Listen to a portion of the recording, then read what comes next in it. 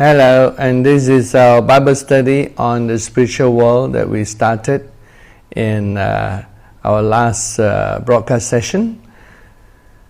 As you continue to look at the spiritual world and the reality of the spiritual world, one of the things that came to my mind, and I'm doing this like a small little talk, is one comment that was made to me because I had more close relationship with him of the first 7 thunders. I asked many scientific questions in order to understand the phenomena. And one of the phenomena that I have asked and got a good answer, analyzed, was I said, okay, you can see the spiritual world right now in reality. And I said, can you see in a photo? Let's say when a photo is taken, can you see on the photo if there's an angel there, is a demon there, or let's say you take a situation where you take a scenery in a crowd, and if there was a demon there and we capture it, how would it be? And according to his answer, he says all photos you cannot see. Of course, I'm also aware of some people who claim that through their photography that they captured certain phenomena. Well, let's analyze and talk about them. That when we have real case studies. At the moment, I have a test case, and so I could ask this person and say, look, let's take a photo, see whether you can see anything. He says, cannot. Then he said, what about a video? In a video, if let's say you are videoing a place or we are videoing a ministry and there's an angel there, and can you see the angel? And surprisingly, the answer that was given to me was yes. In a video, he can see the angel if the angel was behind that. Now that's makes a very, very interesting argument. I'll state the various principles first. And because we all know how the technology of photography and videography is produced. Videos, of course, record in a light wave in different bandwidth, and so a lot of different light waves get recorded, including sometimes those that we don't realize it records. Maybe it's beyond the frequency of the eye. We also know at the moment that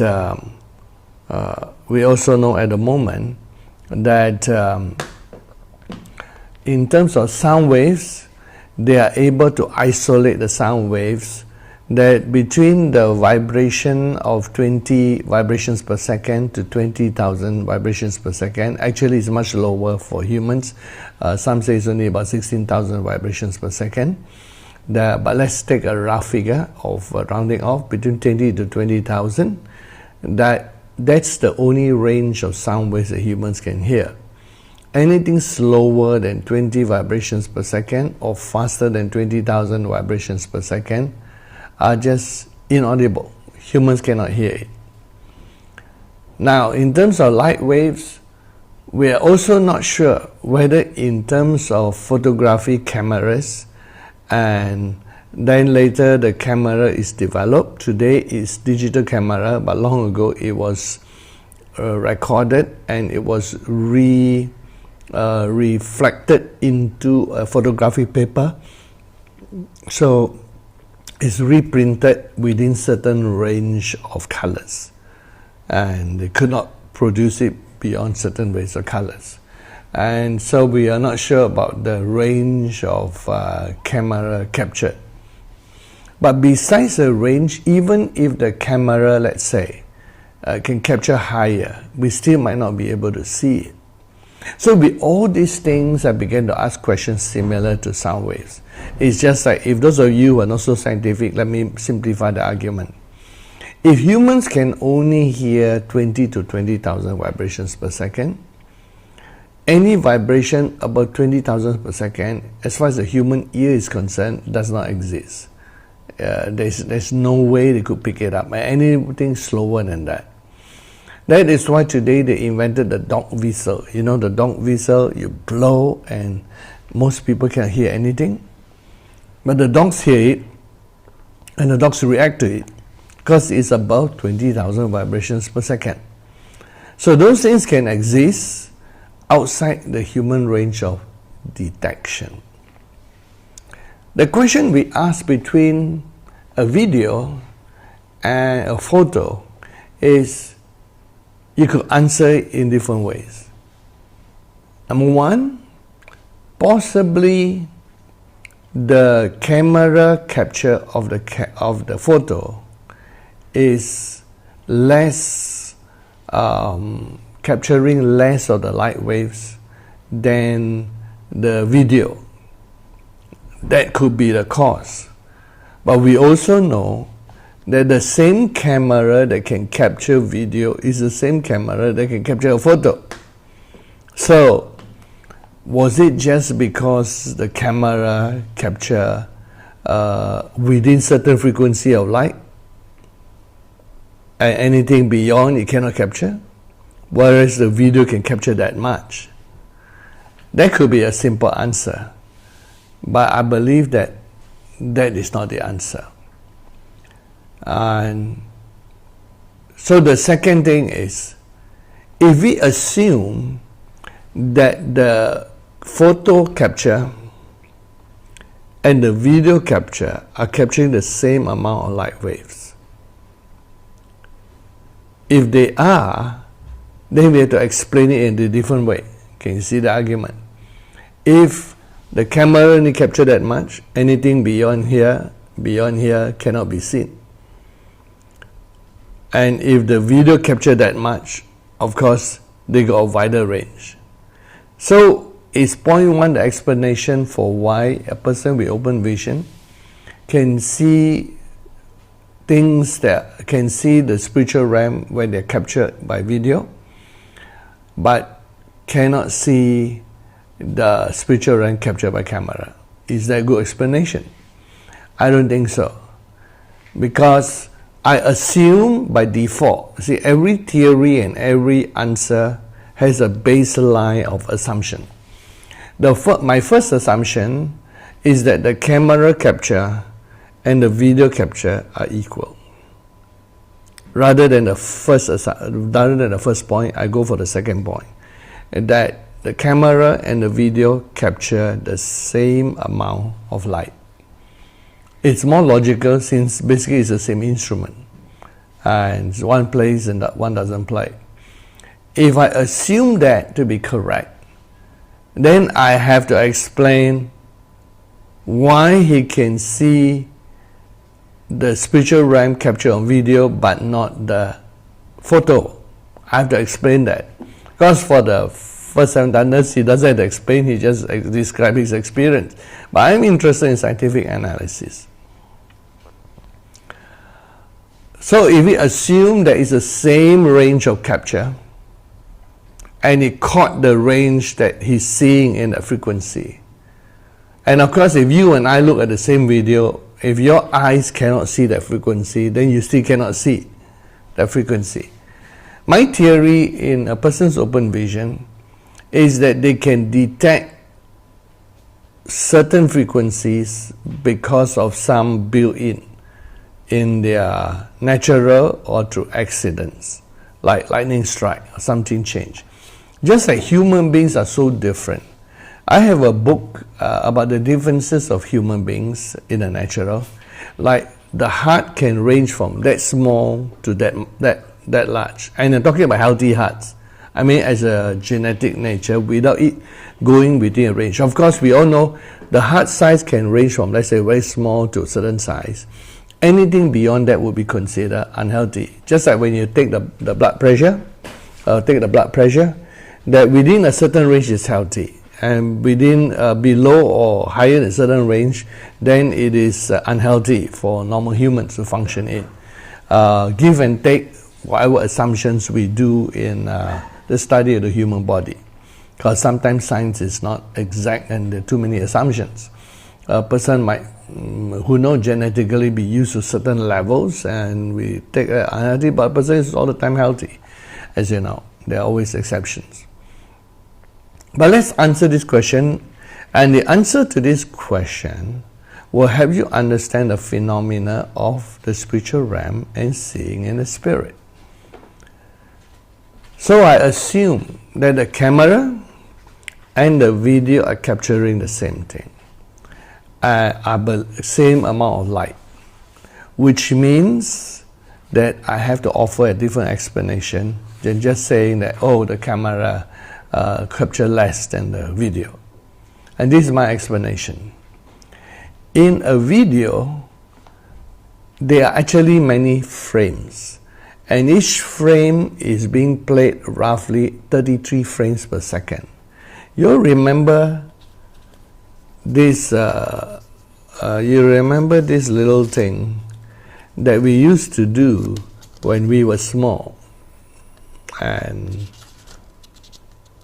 how the thing move. I cannot quite move it nicely because it's just a rough thing, and how the thing move, and when you look at the thing moving, it seems to be moving as you flow. So let me just take two pieces to illustrate that. So if I were to move it, it looks like that thing is moving, correct? Let me put a position in a different, this is too similar. Let me get another two pieces. They are in totally two different positions. Here you are. So if I have two pieces and I move it very fast,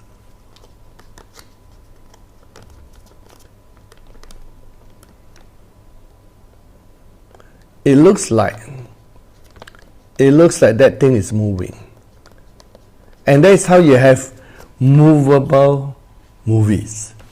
They have photographic frames, and by moving the photographic frames at 33 frames per second, which is the average that is accepted today, they're trying to get it higher so they get clarity. You see a moving object. Your eye cannot detect the movement because it's so fast that it looks like, it's not like a person move. That is very low frame. And so normal frames, so within 1 second, they have 33 frames pass by. So it looks a very normal video. That is the fact that's going on. A video is no different than 33 photographs flowing in front of you per second. And because each photograph got small movement, and so you detect that movement. 33 frames per second is very fast. They're trying to increase that for greater clarity. So what is happening is, if you slow down the frame, then you have this picture. With the encouragement of Brother Yam, he says, hey, pictures and diagrams help him, so here's a little diagram. And in this diagram, let's say the first frame, the first 1/33 of the frame is this. Then the second frame, let's say, is this. And the third frame is this. At 33, as the dots are being formed, if the dots finally fill in all the gaps that are here, at 33 frames a second, you might see a circle or certain shape. But if you stop at any time, you might just see a dot. And that's all that you detect. Now, that's my theory or an explanation on how a person with open vision can see something in a spiritual that is there if it's captured, like angel, demon, or anything. He sometimes see angels in the frames of video, whereas in a photo he can't see, because in the photo it's only one frame, and in that one frame there's only that little bit that is there. And seeing that the angels are probably resonating at different frames per second in itself faster than us, everything has a resonance. So one frame might just capture one dot of light, and 33 frames might capture a little bit more, sufficient for his eyes to form a shape that is there. That's my theory, that's my explanation. Now, how does this explanation help you who do not see in a dimension of spirit? Firstly, we need to understand that seeing in the spirit is just seeing in another frequency. There are frequencies that are not visible to people, they are visible to another person. And I won't call them just photons or light waves. I'll say that there's a certain spiritual frequency, since there's a spiritual dimension. And some people are totally dull. They cannot even capture. Their capture is zero. They cannot capture any spiritual frequencies. But many of us have default capture of the spiritual frequency. Maybe some can see that much. Some can see that much, some can see that much, some can see that much. And as you grow spiritually, your senses might pick up more spiritual frequencies, convert it into audible or convert it into the spiritual dimension. With that, we want to look at some Bible stories and see how spiritual frequencies are sometimes captured by people at different spiritual level. I have to show that from the Bible, since we are a Bible study, teaching the Bible. And I'm going very slow, very steady, like a little talk, so that the spiritual realm is not something that you have to regard like magical. It is a logical world built as logically as our natural world. You can take sand, heat it up and make it a clay, heat it up, make it into bricks, and then use the bricks to build into a house. There's a scientific process to this world. That's why you have LED lights, your inventions like this computer and cameras, videos, phone. Because the natural world, though it has full of mysteries and laws that we don't always fully understand, is logical. How light flows, how electricity flows, magnetism and how it works has a logical sequence of working when you put those things together. When you burn hydrogen, it will produce hydrogen oxide, which is water. In water vapor, they can capture and get into water. And whether you do it in China, you do it in Antarctica, you do it in Europe, you do it in India, you do it in South America, any place, the same principle work, the same molecules should function the same way. If there were differences, then the science would study why is it different in another place. Maybe there's another cause that make it different. Just like gravitational pull in each place can be different. Do you know you can live in a place with lower gravity and a place with higher gravity? You know how it is so? Because of the distance of the land, the surface of the land to the center of the earth. So if you live in a place where the piece of land, the earth is not 100% perfect circle or sphere. The earth is undulating. In fact, some people say the earth is a pear-shaped thing. So I assume that on certain parts of the surface of the earth, when you live there, it is slightly further from the center of the earth than another part. That means on that part of the earth, it will be slightly less gravitational force. So it means you might weigh less, even though you might actually be the same fatness that is not healthy. Anyway, everything has a scientific principle. The spiritual world and dimension is not illogical. They are laws of the spirit, as Romans chapter 8 verse 1 and 2 tells you. There's a law of the spirit of life. How life operates, how life works, there is a logical consequences and logical flow. Except there is another dimension and another quote-unquote spiritual scientific principles. And it's up to us to discover that. When you discover how the laws of the spirit work, then you can tap those laws and have those blessings work for you as it would work in any other sphere of the spiritual dimension. And to understand those laws and to be able to use those laws to benefit, then we realize it's good. Now some people say, hey, well, the evil spirit tap on those things. Well, they are limited, because among the spiritual laws is the law of love and the law of holiness that God has set.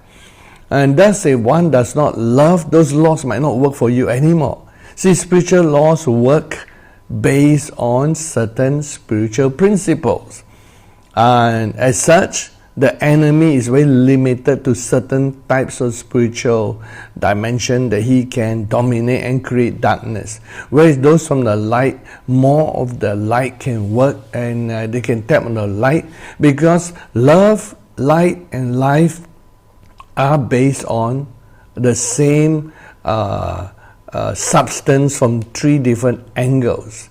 Like the life of God is the light of God, as John chapter 1 tells us.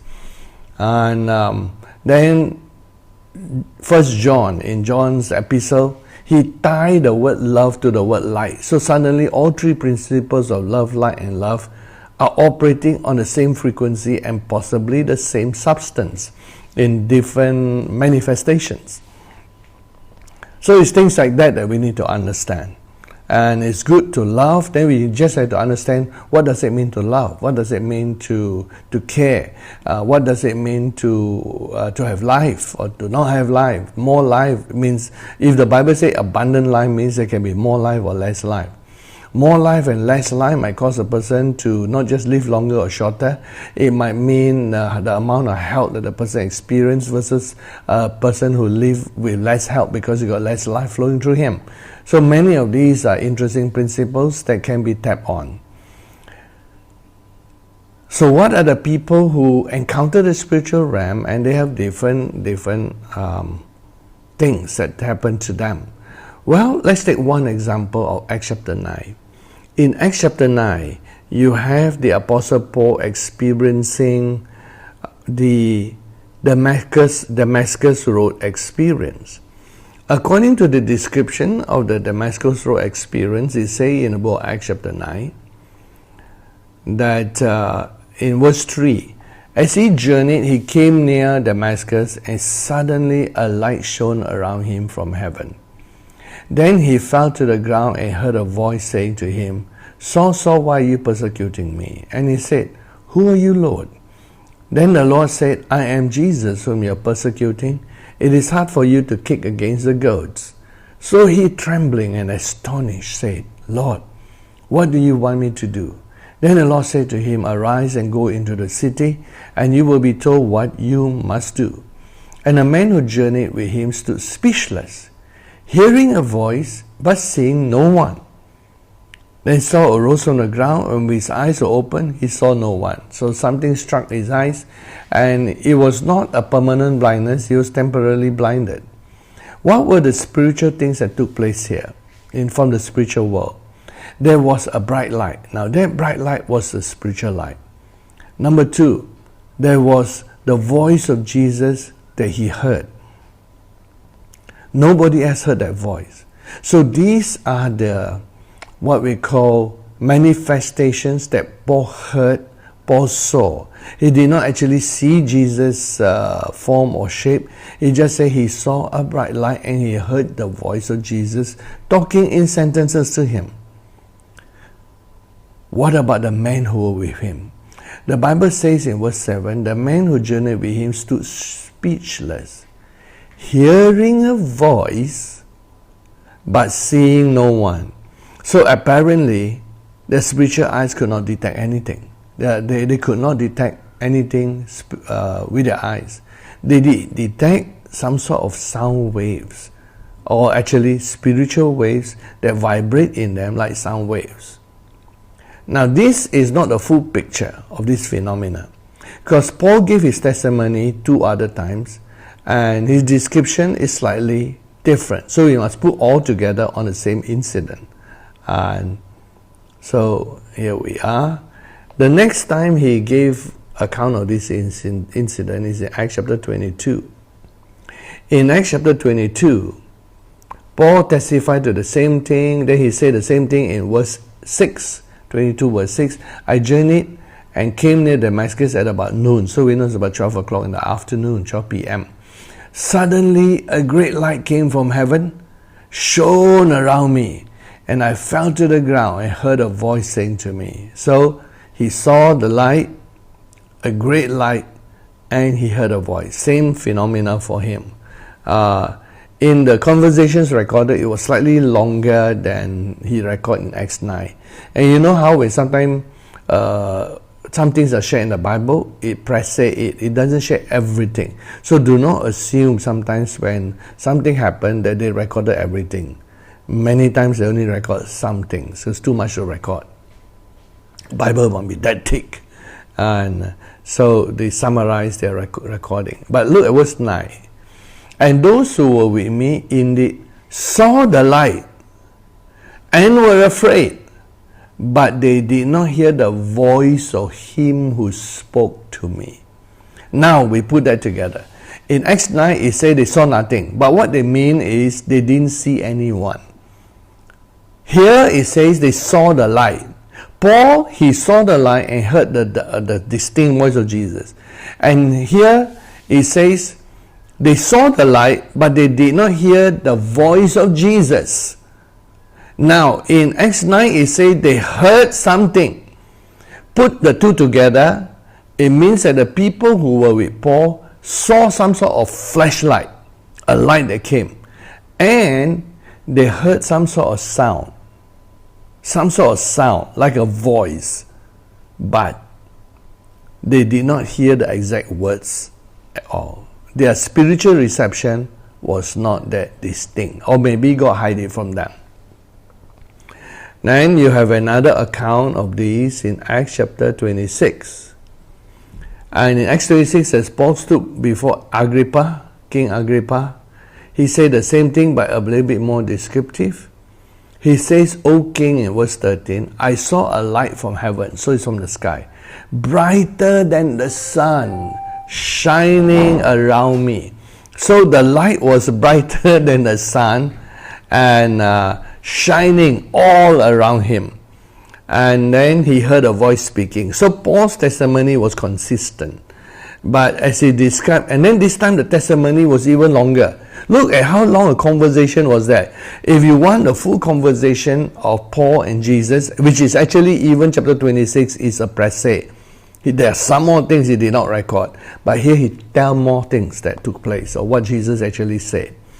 And then Paul mentioned that this was his encounter with Jesus, and then he was obedient in verse 19 to the heavenly vision. But in verse 14 he says, we all fall down to the ground. So that's interesting, all of them fell to the ground. And Paul says, I heard a voice speaking to me saying in the Hebrew language. So he described the Hebrew language. And so he says, he saw this happening to all of them.